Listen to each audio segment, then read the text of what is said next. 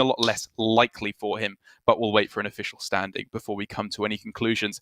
However, now we are jumping on to another cracker of a match here, Gia, in Eddie versus Just Saiyan. We may know Eddie a little bit more recently in terms of strong tournament results from his run at Masters Tour Bucharest, but Saiyan, just a year before that, had one of the most dominant runs we've ever seen in Hearthstone. Yes, Saiyan has one of the most storied legacies in the entire history of Hearthstone, and he and Muzzy Radiance has just been killing it this entire tournament. I'm very happy to see them, I think, getting rewarded after it seems like a long time coming for the amount of prep that they put in every single tournament, and now it's going to be in my spiel for the wrong match, a clash of the America's Titans here. And Eddie, with his signature style of a bunch of control decks, is going to be going up against Saiyan's lineup that has one of the very few mages I've seen in the tournament. Yeah, it's very unpopular, I think it's fair to say. And what I also have to say is, I think with good reason. Given the abundance of hunters, which, unless Saiyan is seeing something that I'm missing, I would obviously bow down to him as the far superior Hearthstone player on his opinion on that one. But my perception is that it is a very weak matchup in the Hunter versus Mage. You definitely don't want to be being aggroed down at the start of the game with all their untargetable by spells minions. And so I'm surprised, I've got to say, that we do have a Mage this far in the tournament. Yeah, I would have to agree. I think the way Saiyan's lineup is built is maybe more with Priest in mind, although I would hesitate to say that Mage has that good of a time against Priest either, but he's got the Quest Block and the Highlander Hunter in there, and maybe the Mage, of course, is still able to take some scams despite the nerf to Dragon Caster. And I think a lot of people have looked at Highlander Mage and focused overly on the puzzle box aspect of it, where, yes, that's probably the single most high potential card in the deck, but there's still just Reno the Relicologist. It's a Highlander card that was not hit by the nerf hammer and one of the most powerful tempo swings in the entire game.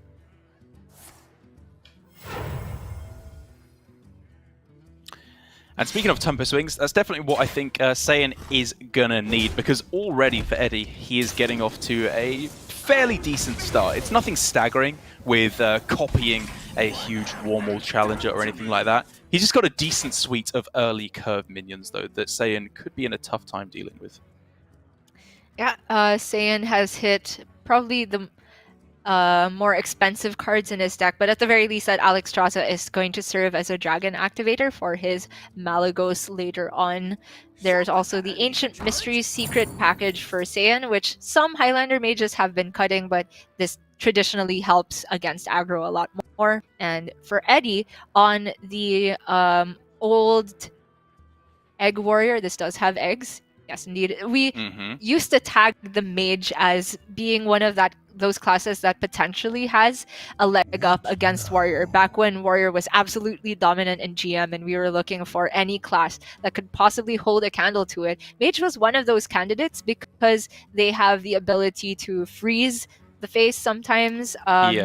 They also can put down singular big threats and taunts, which Warrior struggles against sometimes. Eddie taking a very long time deciding which 2-drop he wants to play here, as he was initially reaching for the Serpent Egg, but in end goes to the Skyvateer. What is trying to reach into his brain here? What do you think is going through his head? I think that the Serpent Egg would be interesting because of the potential to copy it later on with Bloodsworn Mercenary, and those types of Death Rattle boards are the most annoying for Mage to have to deal with until they can get to the 10 mana Reno effect. But because Eddie doesn't have Inner Rage available just yet, I think he's prioritizing getting down something with attack, and the Skyvateer also beneficially serves as card draw for Eddie later on, and the pickup of Battle Rage is also a very important vehicle for card draw, so Eddie can put together those OTK combos that can catch Mage off guard. Yeah, it's kind of funny how this works as well, because while he doesn't have his own risky skipper quite yet, the Imprisoned Observer from Just Saiyan could do a perfectly good job of damaging his board for the Battle Rage anyway. That's pretty funny indeed. So for Saiyan, it does look to be just a Malygos turn. I might have been going a little bit too deep, thinking, do you ever ping off the egg to remove one damage minion? That doesn't make very much sense, though, because it ends Eddie up with more damage on board. So Saiyan just probably going to concede the fact that if there's a battle rage, there's a battle rage. Pretty juicy looking Malagos' Flame Strike as well. 8 damage is such a gorgeous breakpoint against Warrior, to the point where you're taking out the Blood Boil Brutes, you're almost always killing off Warmaul Challengers as well. And it means you're very likely to end up with a clear board at the end of things. Yeah, very powerful. Save, I guess, for any straggler eggs that remain. And for Eddie here, he wants to maximize the card draw. He could go for a Bloodsworn Mercenary, but then that, I think, is a very low value use for it. And also there's potential for overdrawing because the Skyvateer Death Rattle gives him yet another card. So I think settling for the 4 cards is perfectly reasonable here. Is it always a battle rage? Am I ludicrous for wanting to go something like Rampage Bloodsworn to populate the board? Okay, that is not ludicrous whatsoever. And if we're thinking about what Saiyan's options are on the 6 mana turn, it's not quite that danger zone just yet because of the nerf to Dragoncaster and because Blizzard is not traditionally a card played in the deck. So upon further inspection, I really like you and Eddie's play. I mean, to be perfectly honest, Eddie thought that one out. My plan was kind of more at the monkeys at the typewriters in my brain, where they kind of just went through all possibilities and just picked one at random. Oh, look at you trying to be humble after you beat me on stream. What to do? Hey, you brought it up, not me. I'm not saying anything. So we're saying here, it looks like the only play is Cartoot. Only question is whether he wants to commit the Flame Ward as well. I don't think it's particularly effective against the current from Eddie, especially if he's going to put a taunt in the way anyway. Job done. What it does mean, though, is that if these 3/4s are going to be taking value trades, then they do get within range of the Flame Ward. It's all just awkward at the moment for Eddie, and if the cards on the board aren't doing it for you, the cards in your hand aren't doing it for you, I like the idea of starting to draw with Battle Rage now. Let's start finding some of the more powerful cards, you know, as we were saying, Blood Boil Brute to try and populate the board, or very possibly even starting to move towards a kind of OTK effect with the Inner Rage and copying on your Corporate Elite. There is also a question of if he was going to go for Battle Rage, would he start by damaging his Serpent? By going about it this way, though, it looks like he's going to hold on to the Battle Rage. He does still get a card draw off the Death Rattle from Skyvateer, and he can play the Bomb Wrangler if he wants to round out the turn. Maybe Eddie is looking to save that Battle Rage for a big risky skipper turn.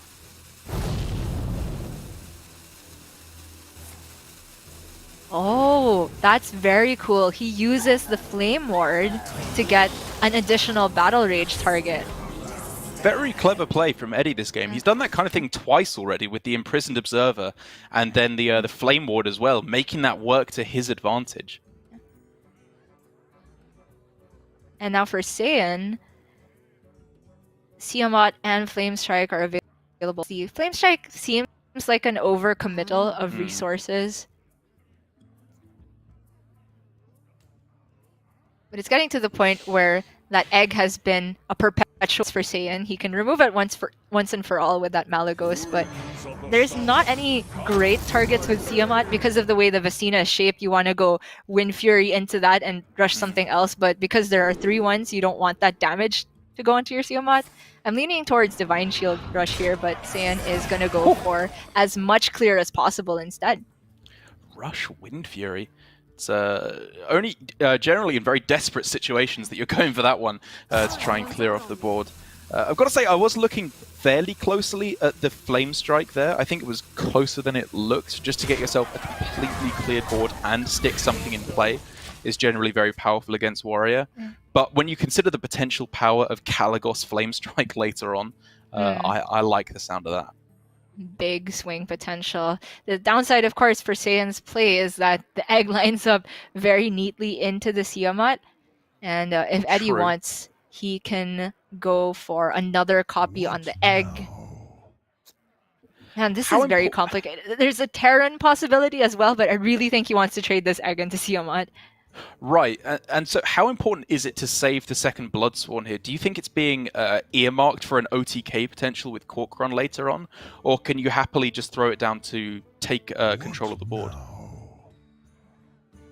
Because there's Grom Inner Rage in hand, I don't think it's necessarily saved for Corcoran because there's still quite a lot of bursts that Eddie can put together without those pieces. I like that he starts with the Sky Raider though, looking at other potential options, seeing that it's not a high tempo minion that he gets, it's going to be the Bloodsworn and the Bomb Wrangler trying to populate the board as much as he can before Reno, the 10-mana Reno, is an option just. Well, there's a Babby Reno, which is not perfect here, obviously, with the Bomb Wrangler being thrown into play, which is pretty heads up as well from Eddie getting that down in there.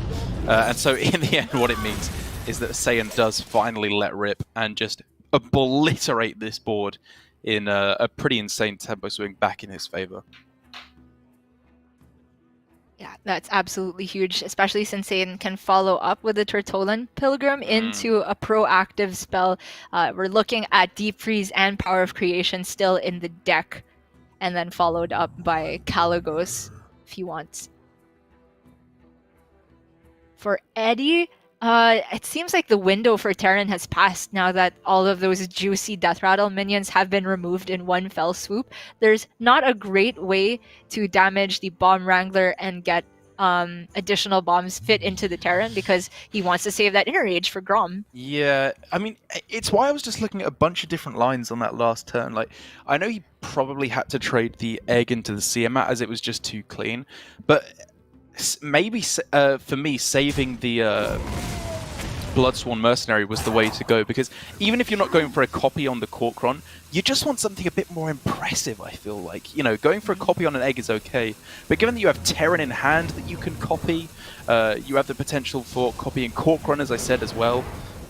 Maybe I'm underestimating how much you need to seize the board, but it did seem a little bit risky. It did. It's worth noting that we knew about the Flame Strike from the very beginning. From Eddie's perspective, it could have been Malagos's Polymorph, for example, which really heavily punishes a Terran play. In the end, Eddie decides to preload the Grom damage to the face because that was his only play that put a threat onto the board. It does mean now, though, that the burst potential is heavily limited. Okay, Skipper can start going off with the Bomb Wrangler. It's pretty good, because you do need to make some kind of a powerful tempo swing after Reno seizes back the board. Alternatively, I should say, of course, we could just start seeing live wire lances going to the face instead of prioritizing clearing off the Reno. Because at the moment, I would say Eddie is moving towards the point where Corcoran off the top is his best chance of winning the game. I would agree. We could see somewhere in between because the Livewire Lance develops lackeys, he could just go for Skipper, Bomb Wrangler, Lackey, depending on how the board space shapes up at the end of that. There's not necessarily a need for Terran Gorfian, but the Titanic Lackey makes things pretty interesting, so he can put more health on his Bomb Wrangler later on.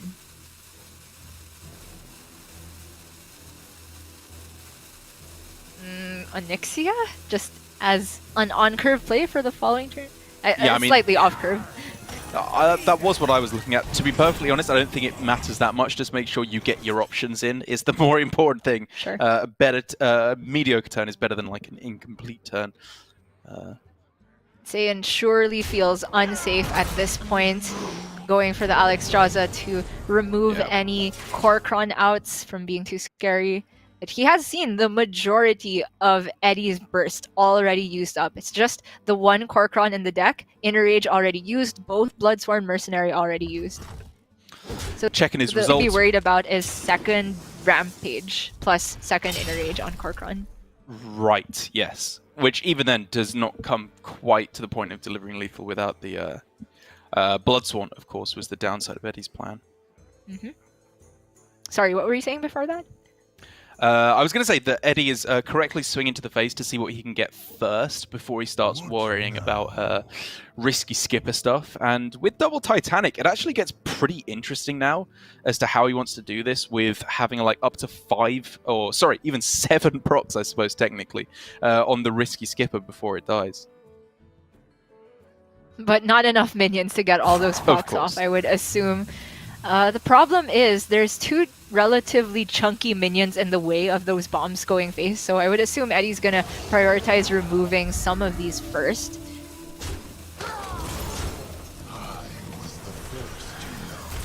Okay, going to Terran, the evasive worm. Terran onto a rush minion. Always a cool combo with Blood Boil Brute, but works well with evasive worm too. Yeah, I really like the idea of taunting it up as well, because it means you can't just freeze it with a deep freeze or a ray of frost and keep going face. You have to make your way through it first. Pretty smart. And Saiyan, aware of that 9 damage combo still available to Eddie, might be ripping a box here, but he's going to see if he can take a safer option first. Power of Creation, still somewhat random, but I think should give him more breathing room. Probably just looking at Skystalker, I think, as like the best minion out of these, unless you really want the extra attack from Boulder Fist. Yes, you do. Just front load the damage. Lines up relatively well against the Terran, but I guess that's a small footnote because I expect Eddie to be proccing his own Terran this turn.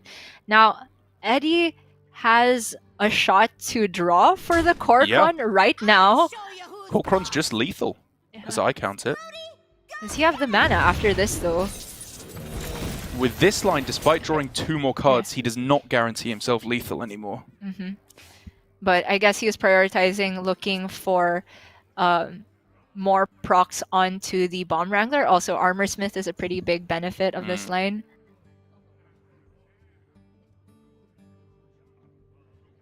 Don't think the Corsair Cash draws anything anymore. No, I don't believe so. So it's just a matter of optimization on how these trades go on. I think there's room for Armor Smith, and then you trade off the Terran, which then spawns X3, which trades into the Alexstrasza after the other proc on the risky skipper.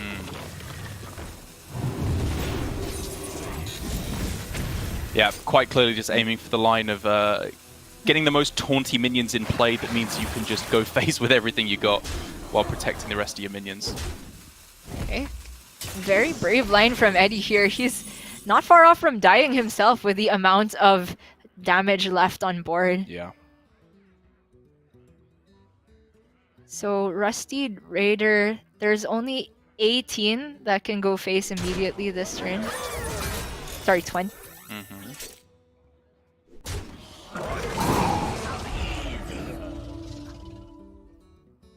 Oh, Looking here like a we box. go. Yeah, Here we not go. enough.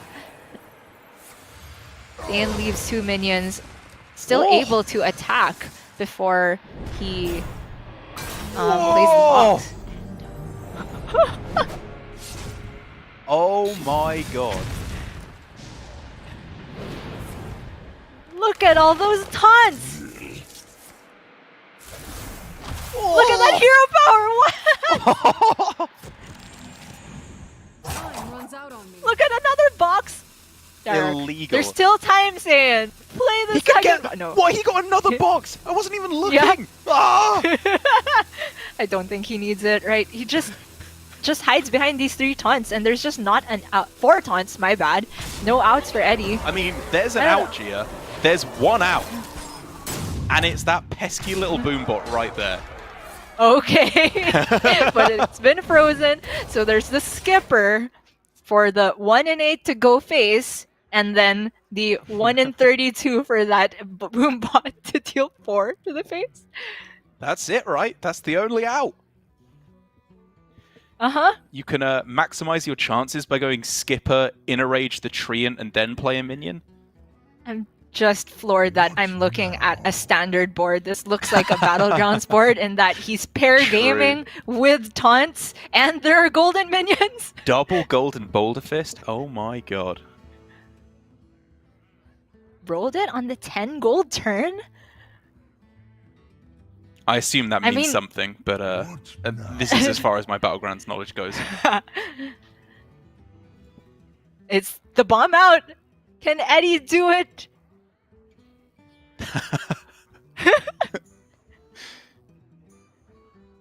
It wouldn't be the craziest thing we've seen all day.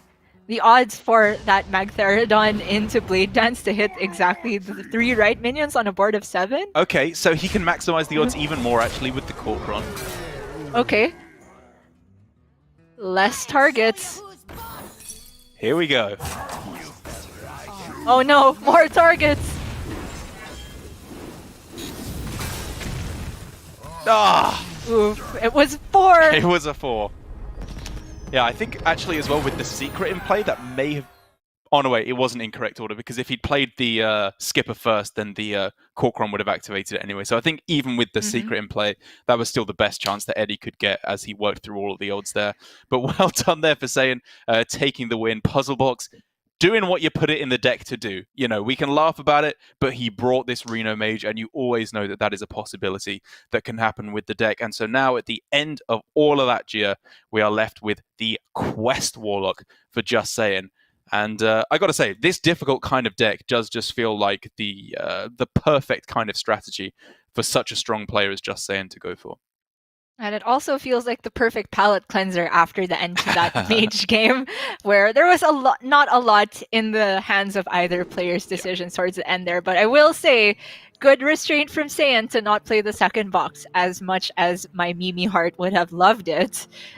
He was definitely in a near 100% position to win there with all of those taunts.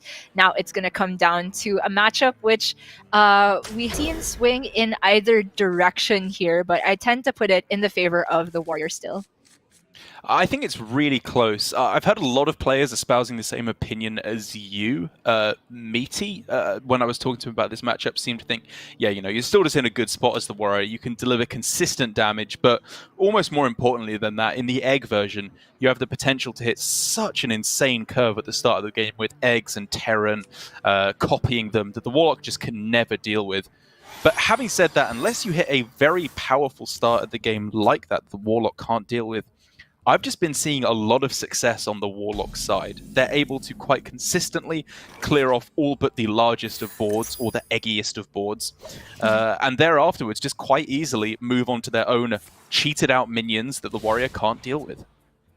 Yeah, it's a very good point, and I have to point out the nerf to Corsair cache is not a small deal in this particular situation. A lot of the time it adds up to 6 less damage that you get over the course of the game, and that is oftentimes a margin where Quest Warlock doesn't feel safe if they have that much less health. Suddenly they have to put around your very discrete damage totals with the core on combos, and in that regard both of the players have to be very cognizant of what is the max damage that my opponent can put out at every single point of the game. Saiyan has not found the plot twists, of course, quite yet, which are the best card in pretty much every matchup. I would say not quite so crucial to hit right at the start of the game against Warrior, where you're fairly happy to just remove for the first few turns of the game. But as I was saying, you know, the game starts ending in the Warlock's favor once your 0 mana big minions start hitting the board. Definitely. And Eddie's generated pirate is a huge one in this matchup. I would wager the best pirate you can possibly get, as it's a pretty well-statted minion for the cost, at least aggressively, and it can buff up the weapon charges for additional damage. And in the case of Livewire lands, more lackeys, which means more shooty men or more dragons. Looking pretty good indeed for Eddie, as this would be a monumental victory for him to get through to 8-1 and yet another top 8 in a Masters Tour. The last time he did that, of course, in Bucharest, was when he took down the entire tournament. And it was also a meta which was fresh off a balance patch in that time. That's with true. Players having very little time to prepare, and some were saying Resurrect Priest is just the nuts for this tournament, and some people had the guts to bring it like Eddie, and some chickened out like me, and you can see who got rewarded in those tournaments for sure.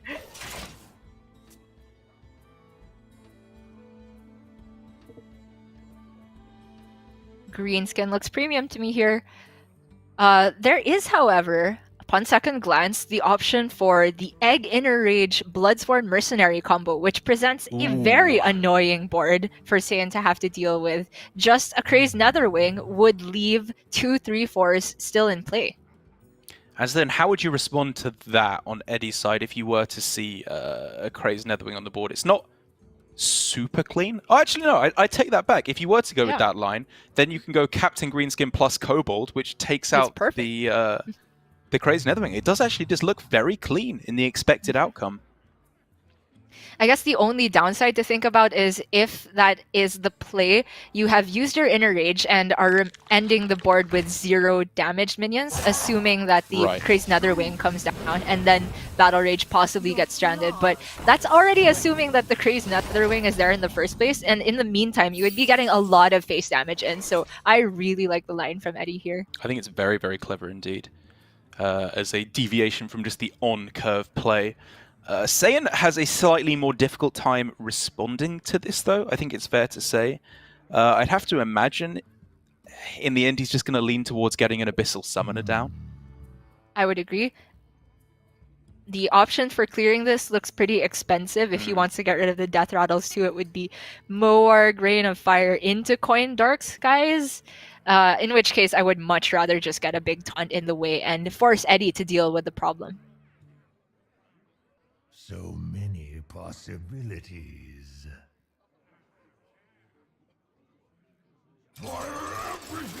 Decision for Saiyan here. Looks like he's actually going to respect everything, make sure that there's no possibility for Eddie to get a nice Battle Rage. And for the particular hand that Eddie has, which is going to benefit off of the damaged minions, not just with Battle Rage, Blood Boil Brute, works out in Saiyan's favor.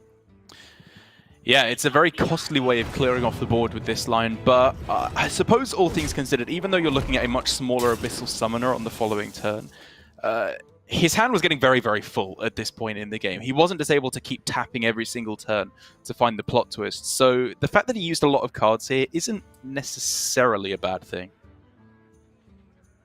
Yeah, it's a good point. It does mean that if he wants to follow up with the Summoner, it's smaller, like you said, but it does look like Saiyan's still on the tap plan, because you don't expect Warrior to have a big refill after they've used that many of their combo pieces. He does get the news, though, that there's Captain Greenskin, which is kind of a nightmare. Ooh.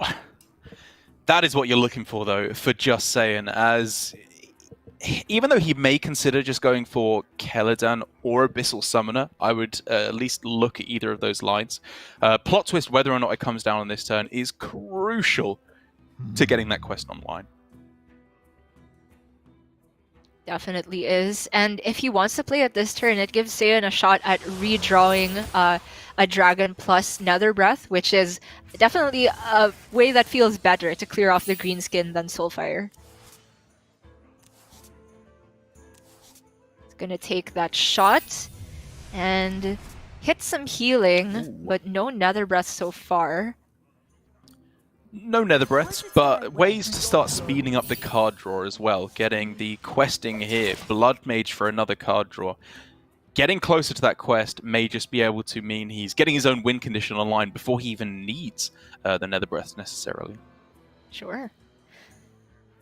This is feeling like the window is closing a little bit for Eddie now. That was the last relatively cheap threat he could put on board. If he wants to play Blood Boil Brute, it is full cost. And also, Eddie needs to find a way to get value off of these Battle Rages, because I'm sure Eddie is feeling like Saiyan has the answers for the board on the following turn. If Saiyan is saying that I'm okay with taking damage, he is likely to have a backup plan for the following turn.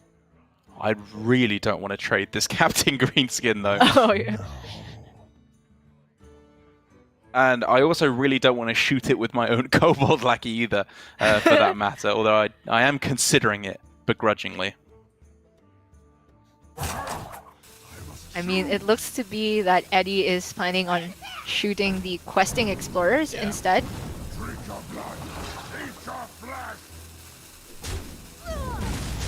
Yeah. Okay.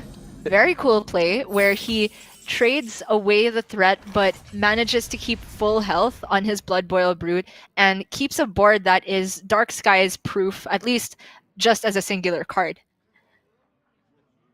I think it's very, very nice. You also have to consider the potential of Twisting Nether, which is still a turn away. So if ever you were going to develop a big minion, this would be the turn to do it. So I like that Eddie is not getting too distracted by the idea of drawing cards on that turn. Instead, just developing the board when it's most necessary.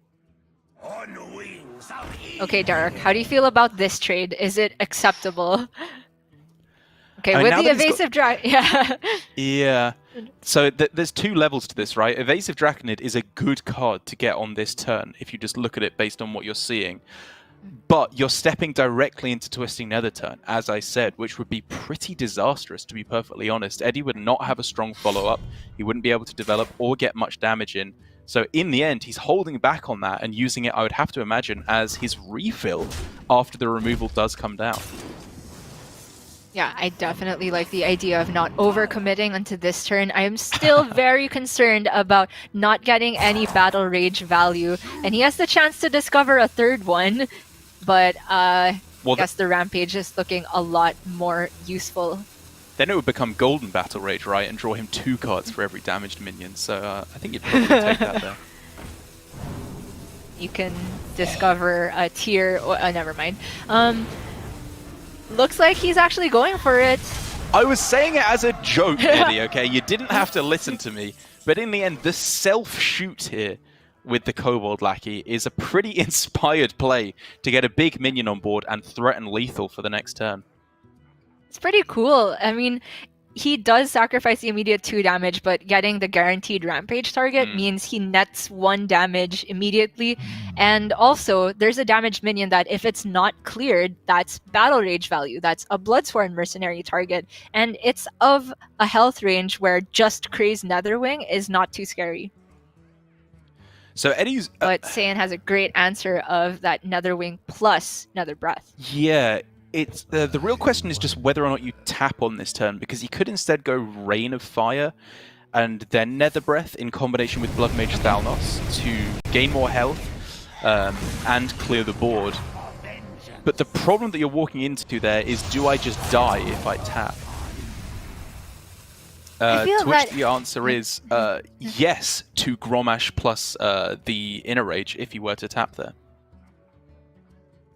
That's a good point, but I feel like it is playing a little bit scared from Saiyan's perspective. Of course, not playing the Netherwing is very consistent with that line of thinking, but what's Saiyan's win condition if he doesn't tap here? I mean, it's quest next turn anyway, I guess is the difference, right? Didn't really have to get the tap in. Yeah, because of the Thalnos Death Rattle. Forgot to take that into account. And so Saiyan is hoping to really hit some impactful free spells, especially since the Aranasi Brood Mothers are in hand, and he can't hope to get some extra healing from them off of Sense Demons. Your feeble magic amuses me. Yeah, the load onto the board finally coming in here. And again, for Eddie, to his credit, it's a little bit awkward for Saiyan here, because if he wants to go for Twisting Nether, then he can't fit in the upgraded hero power on the same turn. And even if the Twisting Nether does come down, Eddie has given himself the out of Grom off the top to close out the game. And if it's not off the top, he's got these Battle Rages for 1 draw apiece.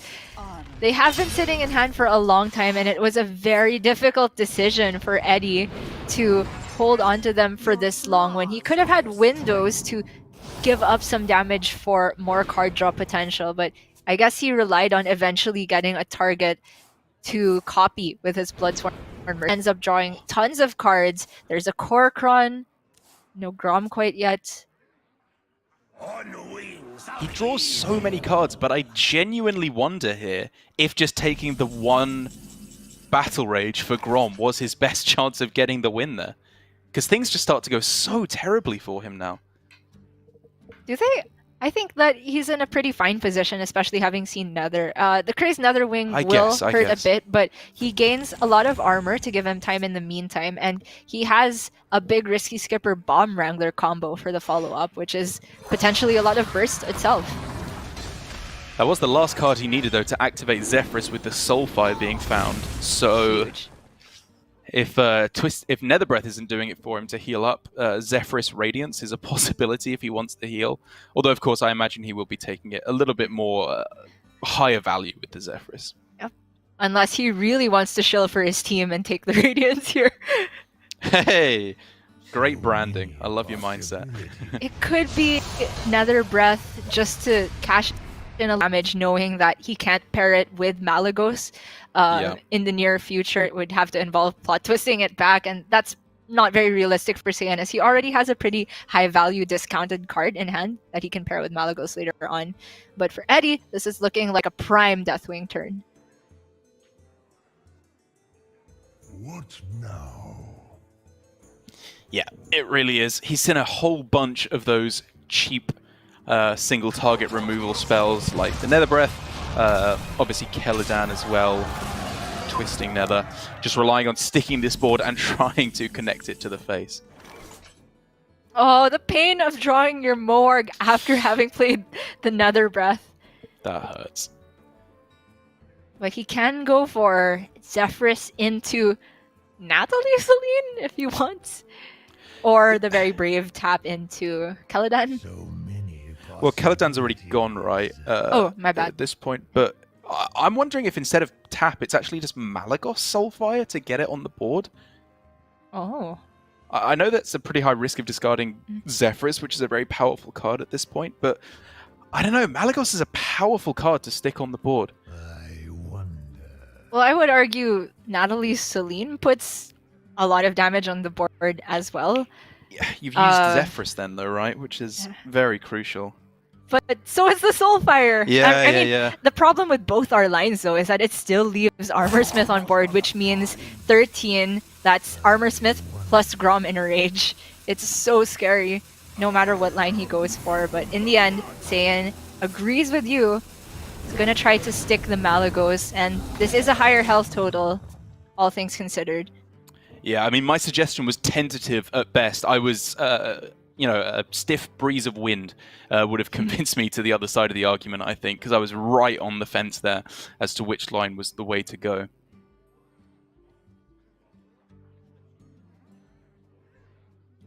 He dodges discarding the Zephyrus there, so that's huge. Means that there's possibility for buffed up spells on the other end, and the Grom for Eddie is just a little bit short with the risky skipper from being able to deliver lethal this turn. It's so close! How is this not over yet?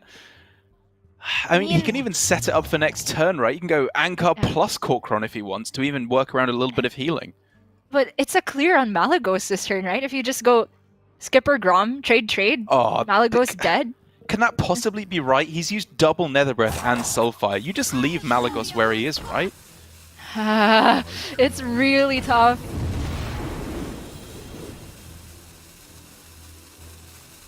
Zephyrus is hard to deal with either way, right? Whoa! He trades! He trades the Grom! The thing is, if you leave... I mean, with this board state, you're scared of Zephyrus clearing it, but if you go face and leave the Malagos up, then Zephyrus is also hugely problematic. Yeah. It felt like a catch-22 there, but in the end, it does seem like this favors Saiyan because there's still the Dragon Queen Alexstrasza in the deck.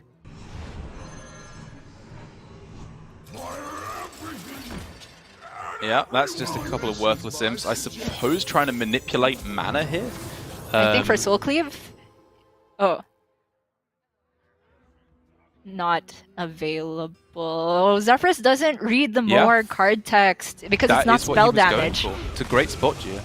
Yeah. I think Soul Cleave is what he was thinking of, but the more didn't quite get recognized by Zephyrus there, as far as I can tell. Man, that's disastrous. That is absolutely disastrous. It really is. But Eddie still doesn't have lethal. He has ways to try and get it with the bomb procs, and because the skippers stayed on board, the Corkron can get immediately rampaged. What now? Oh my goodness. This is by far the most interesting pan out of this matchup I have ever seen. It's so just minute, the differences that are being made and how massive of an impact they all seem to have. Because, for example, for Eddie, you know, we're living in the legacy of him going for the Grom trade play. If he hadn't gone for that and instead tried to push more damage to face, maybe he would have won that way. Maybe Zephyrus would have healed Saiyan to the point where damage doesn't get there anymore. It's so hard to say. And for Eddie here, it was another marginal decision of whether he wanted to rampage his Korkron, which means that he would still be leaving minions on board on the other side and killing off the majority of his board. Instead, he rampages the Skipper, allows him to get down the Warmaul on the same turn, and saves the Korkron, hoping for the Skipper to survive. Surely this has to now be game in favor of Eddie. 7 HP remaining. He's got Ankar and Korkron in hand, still ready to go. Definitely feels that way. Egg Terran is also available now as well, but we haven't seen the Dragon Queen Alexstrasza for Saiyan yet. You're right.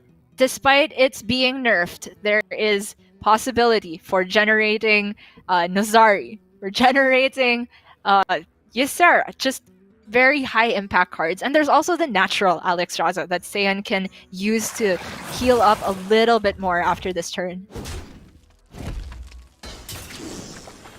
Eddie just going through the motions, clearing up everything he can on this turn, which makes a lot of sense. Oh! Pretty rockin' bomb there.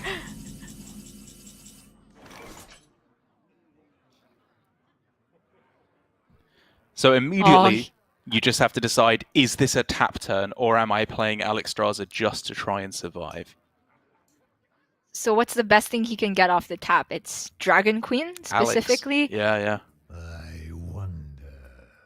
Nothing else is quite impactful enough, I think. Yeah, Abyssal Summoner is, I guess, the best you're getting then. I bring life.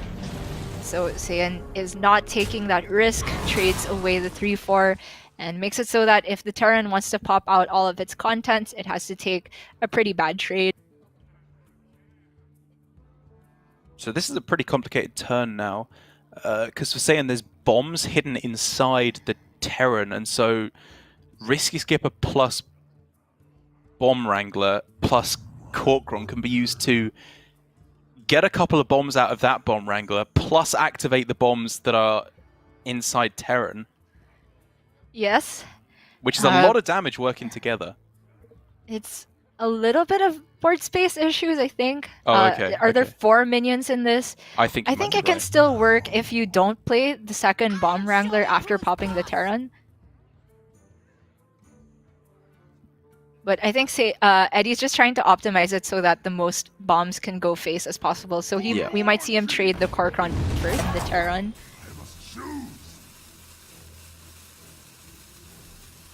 Although it's getting to a point where it feels like the trades at all seem a bit unnecessary. Saiyan has used so much of his removal at this point. I wonder if Eddie is meant to be a bit more aggressive here. You could definitely argue that, but instead he's going for the full board control route here, even running into board space issues. Yeah. It's completely locked because the bombs got buffed. Dang it. Okay, a tap in a dream for Saiyan. But weirdly enough, Eddie is not representing lethal on board, is he? Whoa! No dragon? I'm reading 12 damage on board. So if you coil the Skipper, then you're almost certainly alive? Uh-huh. Alive for what purpose, though? Well, that's one for the philosophers, I think, Chia, but... I mean, he can Soulfire away the 3-3. Yes, it spawns another bomb, but doesn't make any bomb go off immediately, so saves 2 HP. I am struggling to see any real way for Saiyan back into this game. I mean, I guess you laid it out right. Dragon Queen Alexstrasza just going absolutely crazy. Could be enough to get the job done. Okay, he's just going to populate the board too, that if Eddie wants to take any trades with the bombs, it's going to be difficult to guarantee face damage with them. This is so weird. They both have empty hands. What is this matchup? Okay, how to optimize this? One bomb in, create some board space. Then the okay, so the 2/2 can generate another bomb by trading into the 1/1. Mm-hmm. And then he can go 2/1 bomb into the 5/3, and then if the 5/1 survives, the other bomb goes in. Those are certainly all words. Yeah, I don't think there's a way to get lethal here, even if both bombs Yeah. go face for 4. But Eddie's just going to cash in the egg so he can set up lethal on board for the following turn, most likely. All right, Saiyan, you got one final chance to pull this back now. This is your last possible turn to try and win this.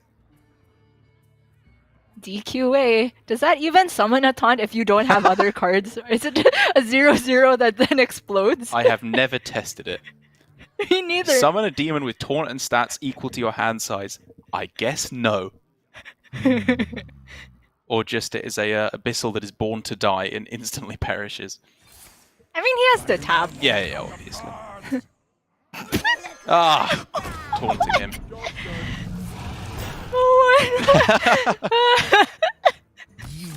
I'm.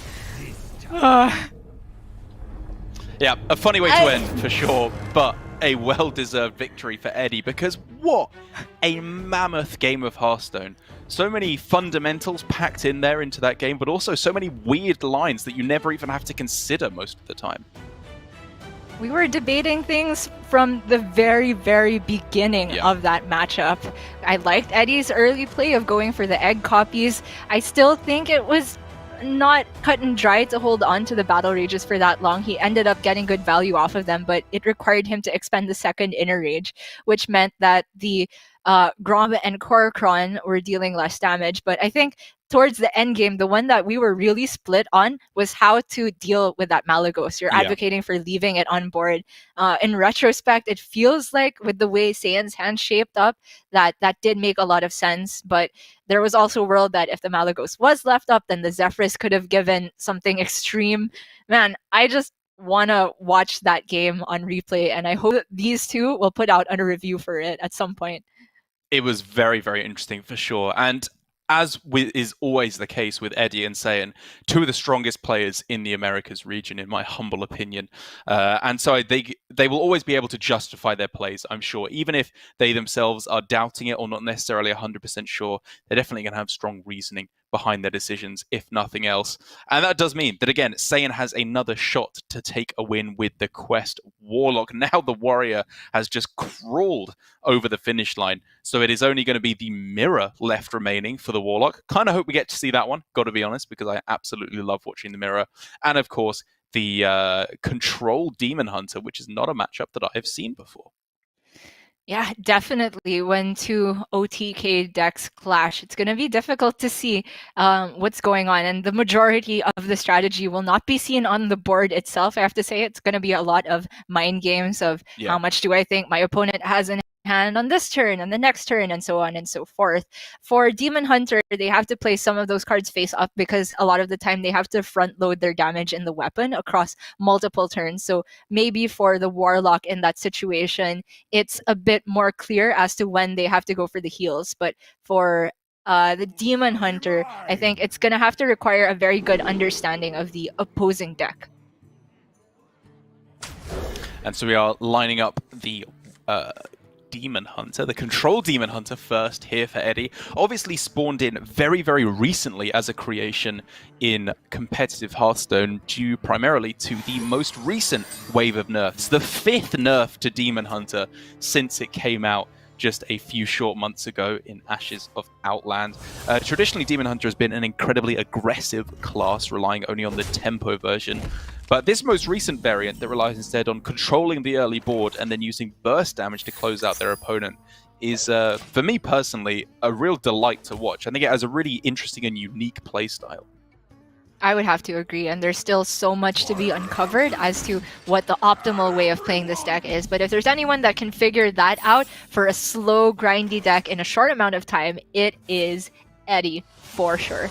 But for Saiyan here, the game plan remains largely similar. A lot of taps, finding the plot twist, and getting the most zero-cost spells in hand as soon as possible and give Eddie the least amount of time possible to put together his own combos.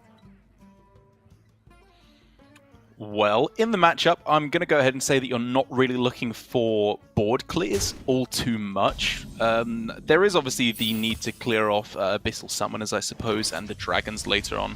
But I've got to be honest, I was tempted there to see the Mystery choice instead, just for a little bit of extra damage, hopefully. I suppose it's another Lorinda question to see what the average outcome of mystery choices is. Sure. It could be that Eddie just has better knowledge that most of the other options are garbage there if you don't hit Meta or Twin Slice or Inner Demon.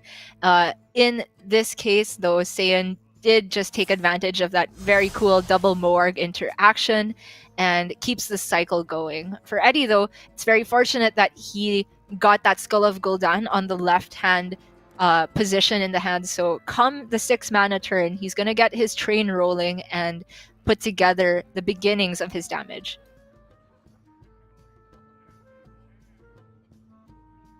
I mean, is there any real consideration to go for Twin Slice on this turn to keep the 2-3 as healthy as possible?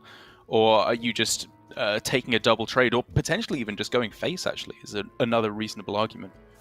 I was looking at going face, yeah, because you mentioned at the beginning that there's very few targets outside of Abyssal Summoner that you really want AoE for. So for Eddie, he might be thinking heal with Eldraki Warblades later on, and Saiyan is going to primarily look to keep all of his burst damage towards the late game. And if Eddie can take a little bit of damage in the early game and heal it back up, it's like he's not taking any damage at all, right? So he's going for maximal face damage here and knows that the Moarg eventually gets caught in his AoE anyway. It's a somewhat sad Sky General Crag here just to trade the Parrot in, as you would much rather be tapping, but as is always the case, hand space is starting to be an issue for Just Saiyan if he hadn't gone for the Sky General there.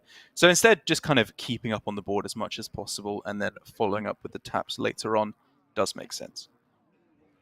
And while it looks like the Immolation Aura is a bit tempting here, I am definitely looking at just passing this turn entirely. Then he can go for the Magtheridon into Immolation Aura, unless Saiyan does something crazy and clears off his own Moarg. Right. Is there any reason to not just front load the Magtheridon? Obviously you're tanking 3 extra damage, but is that the end of the world? Definitely isn't. Okay, Eddie says that he is most likely saving the Magtheridon for a board that he can't necessarily clear without the proc on it, thinking for an Abyssal Summoner turn. Definitely look juicy to get it online as soon as possible though, because if Warlock is pretty early on in their mana availability, how do they actually deal with the 12-12, especially with 1 Moarg used? It's not going to be easy. That has been a little bit of a struggle for Quest Warlock as opposed to the Galakron Warlock, which of course has Plague of Flames. It's why we've seen quite a few players actually transitioning over to the Galakron Warlock, finally heeding Yala's warning that it was actually the best version of Warlock. Eddie did take the slower route in the end, and with the draw of Horde Pillager now, that makes the Skull less of an auto-play because he can just get the Warglaves train rolling as soon as possible, and I definitely like the sound of that. There is an Ooze in Saiyan's deck, but essentially with Horde Pillager, you're running 3 copies of Warglaves, and that is still a ton of damage to be wrecked. Saiyan's already down to 16. He is a little bit scared at the moment for sure, but with 1 Moarg on his opponent's side of the board, 1 Moarg in his hand as well, we could already just see, heal up to full health very, very simply. Didn't feel the need to use his own second Moarg, which is completely justifiable there. Fits in the mana for the tap and the full hand plot twist. Definitely the dream for Saiyan here. Yeah, quest completed on the very next turn. This is absolutely what you want to be doing, because while the Demon Hunter definitely does have, I feel like, a more robust win condition in terms of killing your opponent with all the burst damage in the deck, because they don't rely quite so heavily on tapping into Malagos, tapping into the Nether Breath and Soulfire. It's slower, for sure. You generally have to draw through a lot more of your deck before you're able to find all the damage, whereas Saiyan's deck is very volatile. If he can hit Malagos or any of the other burst spells in order to go along with that, he could kill Eddie very soon. But Eddie is putting together some juice. This Volpera Scoundrel gives him the option for a second Metamorphosis, the natural one already being in the deck. And importantly, he picked up a free Blade Dance, means Magtheridon is available next turn if he wants it, outside of certain board development from Saiyan.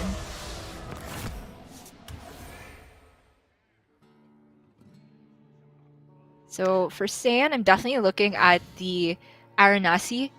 He can go for coin tap first and still play Aranasi.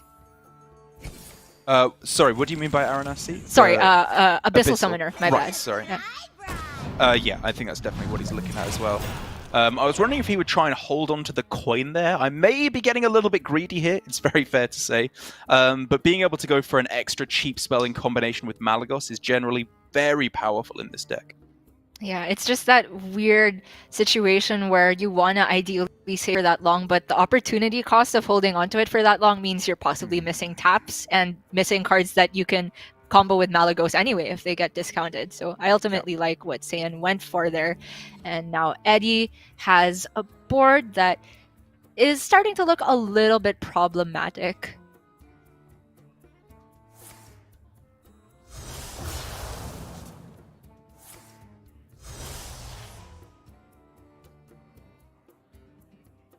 Two slices expended here. My first instinct was, of course, to look for a way to fit the Magtheridon into this turn. And second Blade Dance actually makes that possible, but I guess we've established that Eddie wants to save that for a board that he can't actually clear. And also, his mana looks to be better spent just killing Saiyan. Oh, yeah. I mean, look at this turn, right? Clearing the board, dealing 9 extra damage all at the same time. Saiyan needs to do something miraculous right now just to stay in the game. And there is stuff he can do, I will say. Moog, Nether Breath is already the start of a potential comeback, especially when you hit the 0 mana Dragon Queen. Man, that's just hitting the board as a 0 mana 8/8, isn't it? Is it? Are you just expecting that to die if you go for that? Do you need to be more impressive? Or is that just too greedy? I think that with the amount of resources Eddie just expended there, there's a chance that it survives. I'm not saying it's a huge chance, especially since the Metamorphosis second shot is still there, but I think Saiyan is on full-on survival mode and thinking that if he can divert any of the damage from Eddie's hand onto minions instead of his face, then it's kind of a win, because Saiyan's still inching towards his regular win condition of the spell damage burst from Malagos. So there's a couple of ways to go about this, right? Obviously, Chaos Nova is very clean. Horde Pillager to re-equip the Warglaives looks fairly powerful in combination with Blade Dance. And the second slice, to clear off the board with Moog. I still want to play Magtheridon. I think it's still a clear. So my reason to hold back on Magtheridon is that, yes, you get a 12/12, which maybe is good enough, but it's an extra board clear if you hold back. I guess it is just a 12/12. The funny thing is that it's a board clear that requires a board clear to activate. Yeah. I think That's fair. the big downside of this play is that you don't get to use the hero power immediately, but since this is the second charge, he's not actually eking out that much extra damage if he uses the hero power immediately. So he's forcing Saiyan now to have an answer, and it is there. Keladon, very, very clean. And slowly but surely, Saiyan is getting together quite a lot of damage here. Yep. I mean, we're looking at, what, 21 damage available on the very next turn, as I count it. Yeah, that is tons. And Saiyan needs to put together that extra 6, and Eddie hasn't drawn his Eldraki Ward Blades just yet, so also worth noting that if Saiyan doesn't deal everything in one fell swoop, it leaves a window for Eddie to heal all the way back. That is a great point. For Eddie here, I think it's pretty straightforward that he wants to re-equip his Warglaves, keep swinging, but it's a question of whether he face tanks the Keladan or uses the I-Beam. Because if he face tanks, he has the mana to play Cobalt Spellkin alongside Warglaves. I like that option more than the I-Beam. I think it's close, right? Because fitting in the hero power is, I actually think, pretty relevant. Just to get the one extra damage phase. And Spellkin next turn, you know, you have a respectable chance to get another second slice. That's 4 extra damage. In the end, it goes for a hybrid of the two, though. Yeah, I guess he felt safe enough about his health total that he didn't want to commit the I-Beam yet. I have honestly lost track of how many Morgs have been played, but if there's even one left for Eddie, it's a huge deal to hold on to I-Beam for further rewards. Saiyan reaching for Plot Twist despite having all of these discounted cards is indicative that he wants to go for the jackpot here. He wants to discount Malagos so he can deal the full combo and or pick up Ooze, which is a big deal here as well. Yeah, it's interesting, right? I think the really big reason that he went for that more so than Malagos was actually just the Broodmothers. Being able to heal for an extra 8 is such a big difference in terms of staying alive. Especially as he was actually fairly far away from actually killing his opponent there, even though he had only 3 damage off lethal, because there weren't any extra damage spells that he could reduce the cost of in his deck. Yeah, looking at it again, I think it was not so much a play for the full ode, but Saiyan in defense mode now, thinking that he's very close in danger of dying. And Eddie has now picked up his Eldraki Warblades, making the OTK for Saiyan even farther out of reach. Zephrys is still not active, but I think Saiyan is probably just one dupe away from getting that online. You'd have to imagine so.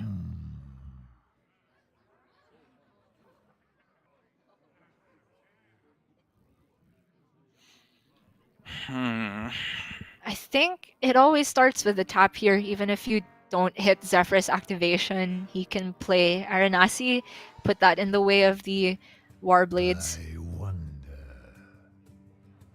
That would make sense to me.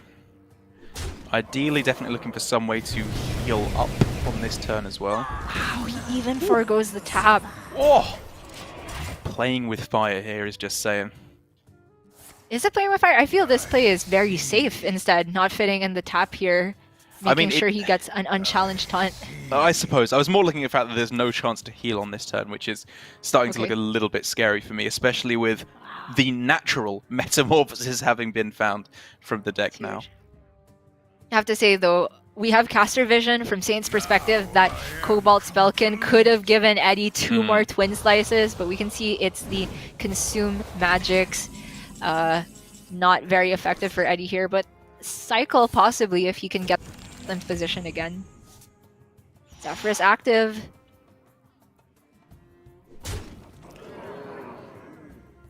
So what does Zephrys active mean? Is he looking at healing, do you think, here in the form of, like, healing touch?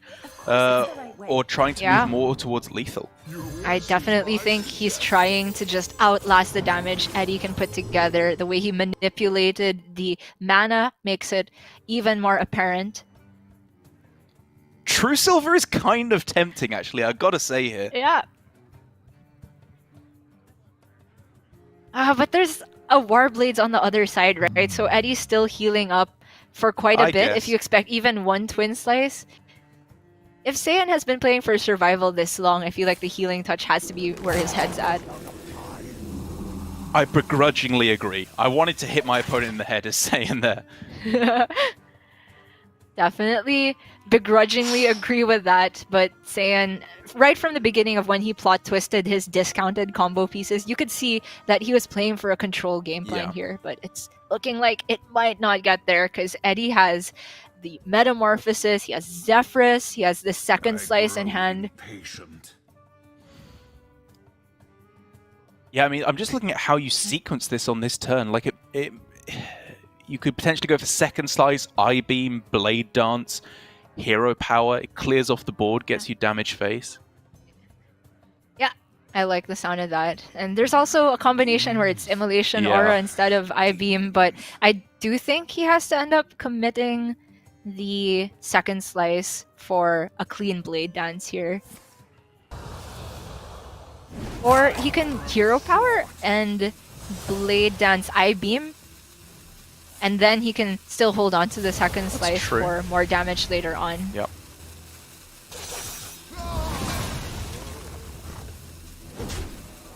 And it is so difficult to calculate the lethal outs here. But it wasn't quite there even with second slice committed because there wasn't mana for Zephrys into a big impact card. Now again, for Saiyan, we're looking at Dragon Queen Alexstrasza into healing as an out. Well, So- Dragon Queen's gone, right? He played it earlier on just as just as an 8/8. You're right. Whereas So it's this Alexstrasza. regular Alexstrasza, the non-queen version. Sorry to say it, Alex, but it's still very powerful here. And he can even do a cute play of committing 2 dragons before it, go down to 3 and heal back up to 15. It's more pressure on board. You did Oh. just see a big Blade Dance. This is kind of like before nerf Dragon Queen Alexstrasza, right? Build your own. That is the most scuffed way of looking at it I have ever heard. Yeah, that is something else. But I suppose technically not wrong. Is there still not lethal here for Eddie? I don't see it. I mean, Inner Demon is the best you can get, right? Mhm. Off of Zephrys, I should say. And so he has to default to clearing once again. And that would involve second slice, hero power, blade dance, immolation aura. Gets there. It's quite a lot to commit, but I suppose at the end of it all, you are still sinking damage face, which is what you want. Oh, so that's one short of dealing with the Alexstrasza, right? Yes, sorry, you are correct. So if he leaves 8 on board, though, he's very, very scared of dying to Malagos plus 1 discounted spell and 1 regular spell. It is really, really tough.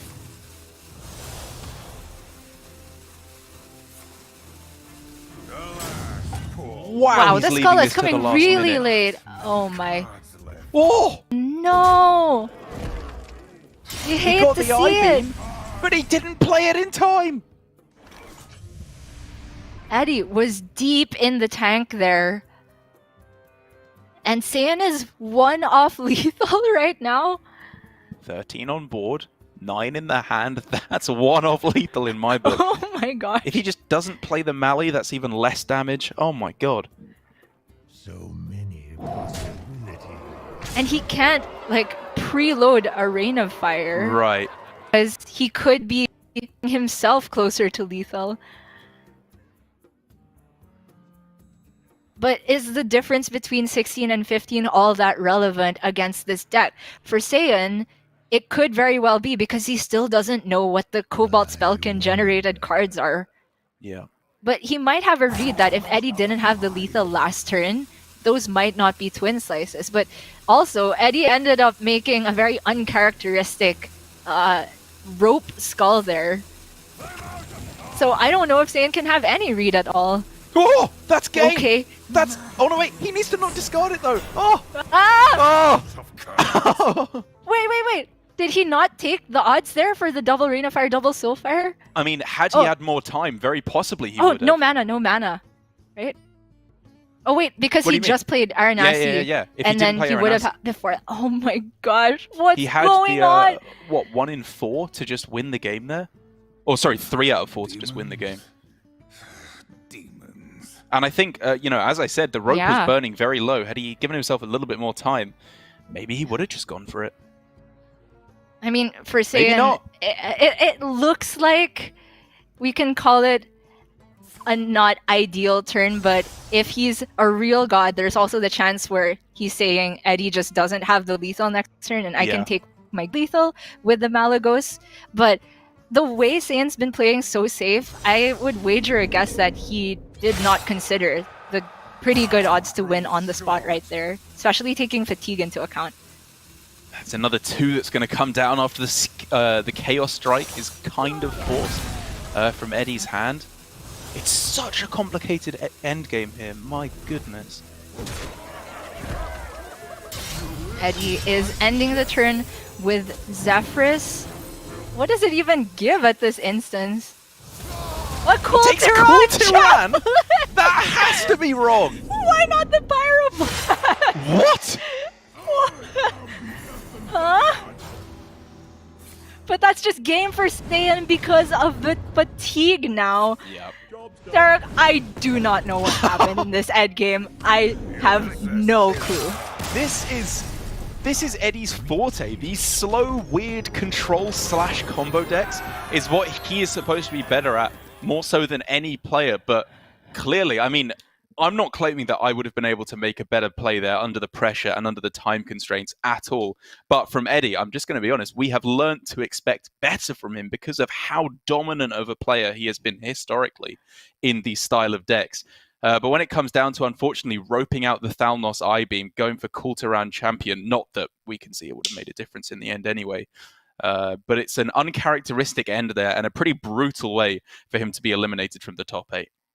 We're in the same boat, Derek, and it's only because we have such high respect for both of these players that we are saying that this is not them at their very best. And of course, we have to be understand the fact that they both had very little time to prepare, whether it be from bringing and practicing with this Demon Hunter or playing against it with one of the most difficult decks in the meta before the nerfs in Quest Warlock. But from both sides, that just did not seem very clean. But you know what? I'm happy to see it because not only does it show that even Grandmasters are fallible sometimes, it's the excitement of playing so close to a balance patch. And throughout that series, it wasn't even the very last game where we saw questionable plays. Even before that, in the Warrior versus Questlock, there was a lot of strange stuff going on. And I really think this series merits an in-depth review. I would love to talk to either of the players about what was going on through their heads there. Absolutely. Super, super cool stuff and a great way for us to wrap things up here on our second day of Masters Tour Asia Pacific because we are all done now with the Swiss portion of the tournament, which means, Gia, we can take a look at the official top 8 that we are going to be seeing tomorrow. It could not have been more stacked when we were looking at the top 16 players, and now we can see Old Boy, Alutemu, RNG Lee, Tice, Bunny Hopper, X-Hope, Letter, and Just Saiyan. What a top 8 to cut to. It is absolutely incredible. Not a single name on here that I haven't heard of before in some other tournament with huge and impressive results. Unfortunately, that Eddie's loss there means that he falls just short, but Alutamu with the great tiebreakers, even though he lost in round 9, manages to sneak in as the 8th seed, and he'll be facing off against Old Boy. Pretty good mix along the regions as well, with 2 Chinese representatives who that region has really killed it throughout the Swiss portion, and I think they have 2 very strong representatives through to this top 8. And even looking down there at the bottom, Just Saying, very, very glad to see him coming up very well here. The lone America's representative, sadly, I'm sure, for all the others. But if you wanted to have anyone to give you a chance of taking down the tournament for back home, Saiyan is the player that you would absolutely love it to be. Letter, as well as the lone Italian representative, I think is in with a great shot after an incredibly strong performance over all the Masters tours. It's got to be said. I believe Lorinda was saying he's rocking a 63% win rate before we even came in to Asia Pacific this weekend. So could not be more deserving. And also, we haven't said it, but I'm sure a lot of people back home are very happy. Tice in his 2nd consecutive top 8 in Masters Tour events. Just showing again and again, we keep saying it, he may be well known as a streamer now, but he has still absolutely got the chops to be a top tier competitive player. Definitely can't sleep on them. And I think if short-term memory serves, that bracket was actually an even mix of Grandmasters and non-Grandmasters, and it was split into to all of those particular matchups throughout the quarterfinals. So every single match tomorrow, you're going to be seeing very high stakes, high level Hearthstone, and a chance for one of the players to overturn a giant for their chance to actually make it into Grandmasters after the end of these 3 Masters tours for the second half of 2020. Really exciting stuff. Such a hype top 8. I, for one, will, I think for the first time this weekend, have no trouble waking up on time, despite the weird time zone, because of how excited I will be to jump into that final day. So, for us here today, we are all done with our second day of competition. But tomorrow, it's pretty straightforward. Single elimination, top 8, all the way through to crowning our champion here. Somebody's career could very well be made on the back of this tournament alone. So from Gia, myself, all of the other casters, production as well, thank you so much for joining us. And we will see you tomorrow for the conclusion of Masters Tour Asia Pacific Online.